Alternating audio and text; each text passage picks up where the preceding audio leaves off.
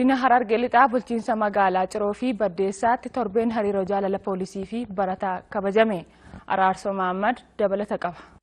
Godina Harargee lixaa bulchiinsa magaalaa Cirootti torbeen hariiroo jaalala poolisii fi barattoota bakka kantiibaan bulchiinsa magaalaa Ciroo fi horeen maaneejmentii qajeelcha poolisii godina Harargee lixaa abbootii amantaa fi qaamoleen nageenya argamanitti kabajameera.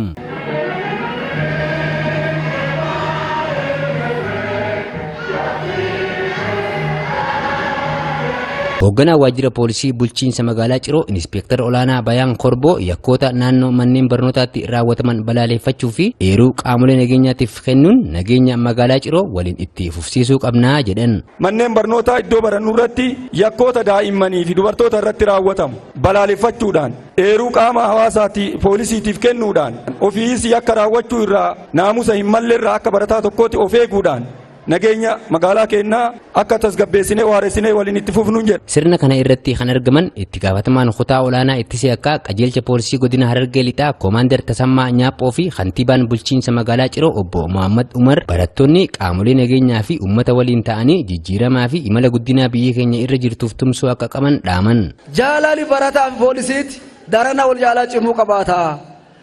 Poolisiin gaachana barataati.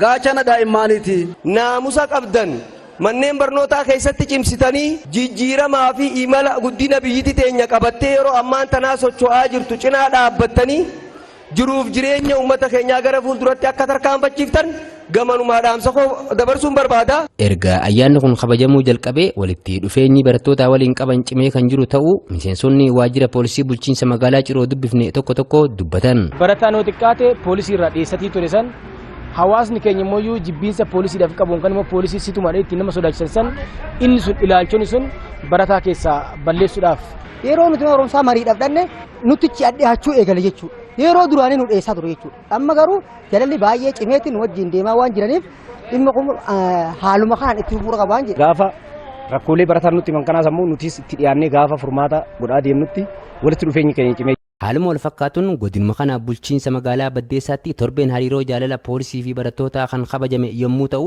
barataan dhaloota boruu bakka poolisii bu'uun biyya tajaajilu waan ta'eef ammumarraa jaalalli biyyaa akka keessatti uumamuuf kan barbaachise ta'uu itti gaafatamaan kutaa qorannaa yakkaa bulchiinsa magaalaa Baddeessaa Inspektar Itti Aanaa Ra'uuf Ahmad himaniiru. Barataan kun barataa lafaa dhufaadha.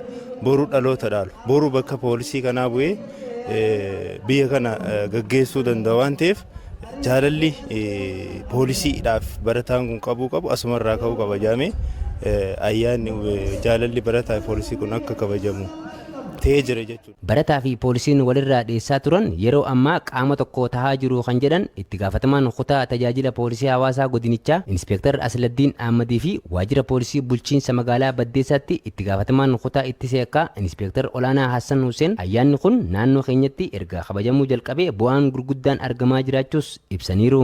Adeemsi duraan duwidaa fi garaa poolisii fi hawaasni poolisii fi barataan wal dhiyeessaa turan gargar bahaa turan sun arraan tan ammoo akka obboleessaa akka haadhaa fi abbaa akka maatii tokko ta'anii yaada wal jijjiiranii akka waliin jiraataniif.